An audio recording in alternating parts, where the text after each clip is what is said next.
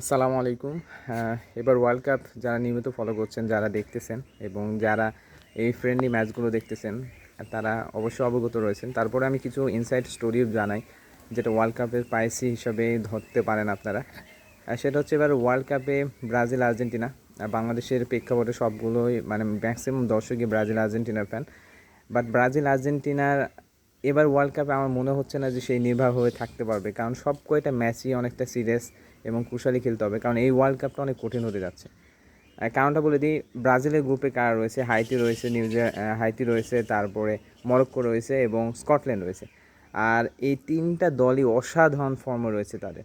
Haiti তাদের last ম্যাচে চার চার গোলে নিউজিল্যান্ডকে হারাই দিছে, আবার মরক্কো মাদাগাস্কারকে 4 গোলে হারাইছে, এমনকি স্কটল্যান্ডও কিন্তু জিতেছে তাদের লাস্ট ম্যাচ। সো ব্রাজিলের দলটা ওয়ার্ল্ড কাপের আগে, যদি ওয়ার্ল্ড কাপ একটা ভিন্ন সিচুয়েশন, তারপরে ওয়ার্ল্ড কাপের আগে খুব যে নির্ভাব থাকতে পারছে তা কিন্তু না, তাদেরকে সিরিয়াসলি ফুটবলটা খেলতে হবে।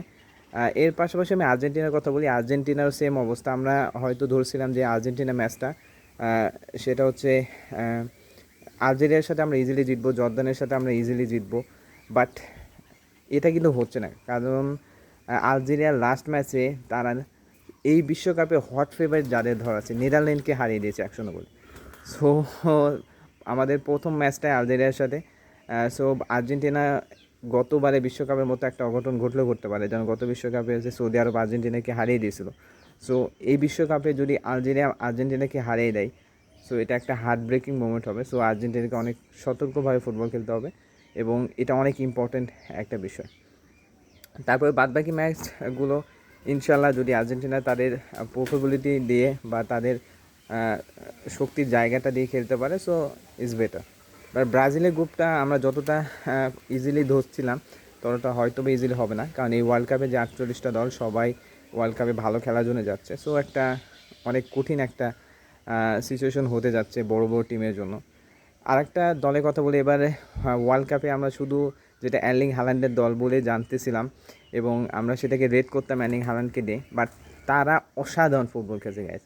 আপনার লাস্ট নরওয়ে ম্যাচটা যারা দেখছেন, তারা সেখানে 3-1 গোলে জয়লাভ করছে এবং সেখানে কিন্তু এর্লিং হাল্যান্ড ছিলই না।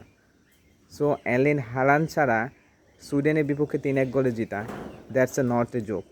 সো তারাও অসাধারণ ফর্মে রয়েছে। সো এবার ওয়ার্ল্ড কাপে যদি নরওয়ে একটা অঘটন ঘটায়, যদিও তাদের গ্রুপটা অনেকটাই কঠিন বলা যায়, সেই গ্রুপে ফ্রান্স রয়েছে, সো ফ্রান্স রয়েছে, সেনেগাল রয়েছে, যে দুইটা ম্যাচ জিতা কিন্তু অনেকটা টাফ, অনেকটা কষ্টকর। তবুও তাদের যে কোয়ালিটি ফুটবল তারা লাস্ট ম্যাচে আমি দেখলাম যে খেলছে, that's a very very alarming moment তার গ্রুপের প্রত্যেকটা দলের জন্য।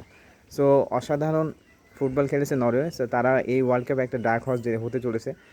তার পাশাপাশি যে টুকটাক দলগুলো, আমরা বলবো যে নতুন দলগুলো আসছে, তারা কিন্তু অসাধারণ পারফর্ম করছে, সবাই মোটামুটি ভালো খেলতেছে। সো এটাই ছিল আজকের ওয়ার্ল্ড কাপের প্রাইসই। এরপরে কিছু ঘটনা ঘটলে অবশ্যই আপনাদেরকে জানাবো। Thank you so much.